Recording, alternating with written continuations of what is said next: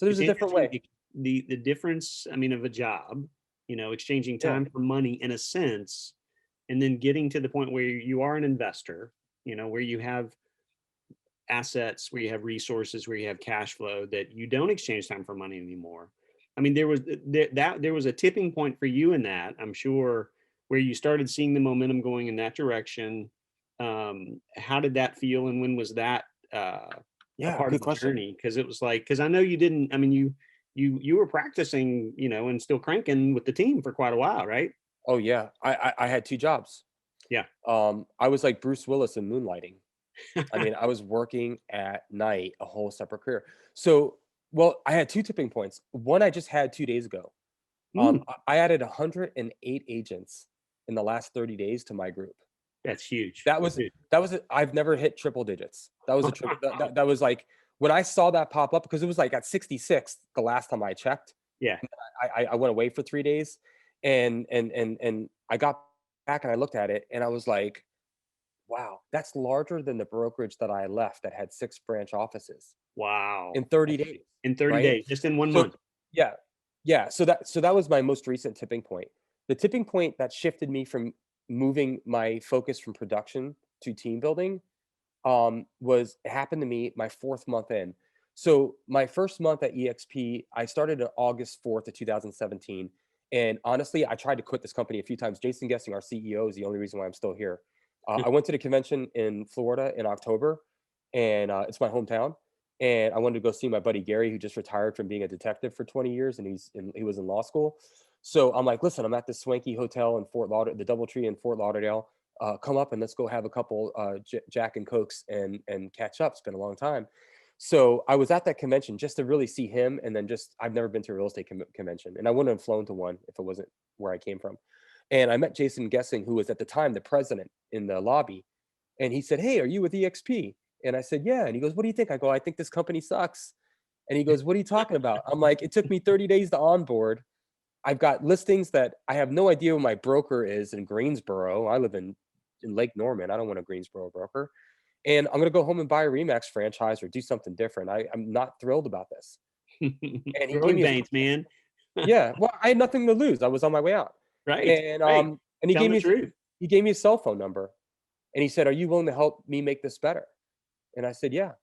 And I said, "As long as you're not fickle to criticism, because that's all I have at the moment. I will bring positivity to it at some point. But you're going to have to make some positive things happen for me because I can't hold on to it." The stock was trading at $2.87 on the pink sheets. We weren't celebrating like we are now. Right. We didn't have half the technology. I used to the EXP cloud would sometimes break for 4 hours. Never breaks Oh, anymore, right?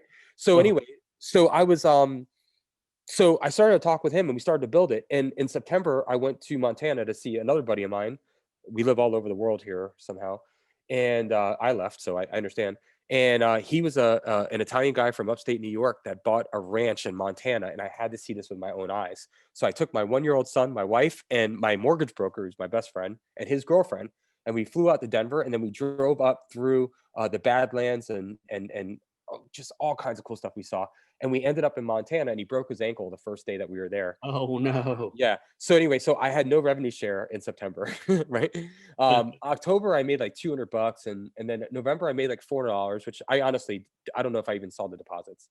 But December 22nd, $2,235 landed in my account. Now I didn't even know how to check my dashboard at the time, Matthew, Oh, wow. because my sponsor had been here about 2 weeks before I had been here. Just both of you new to the system, right? Yeah, he couldn't train me on EXP. We were learning together.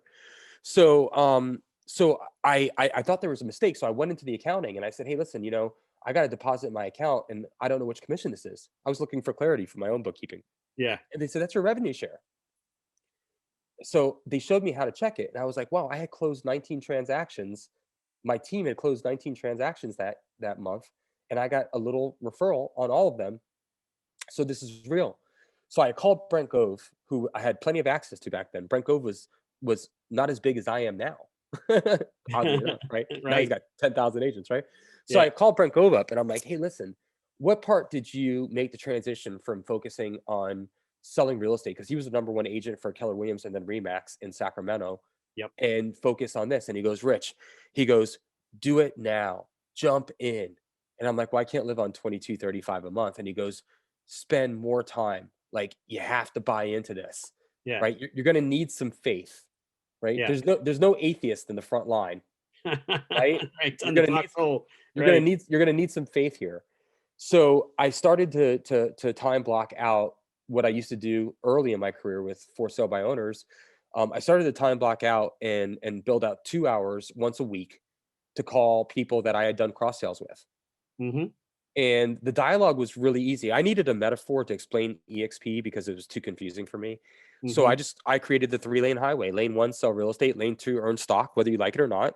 You can gift it away if you want. I don't Right. care. And then lane 3 is, you could actually work with your friends and they don't all have to be in your town. We can do Yeah. something different here. And if you like referrals, I get roughly a 3% referral on everybody that continues to come over. So anyway, I was able to get through the conversations and we created a lunch and learn. And I figured if I feed agents, they'll come because I go to places for food. Free food. And The yep, draw, free man. food, easy for me. I'm gonna eat somewhere. Might as well Success might as well eat tip. there.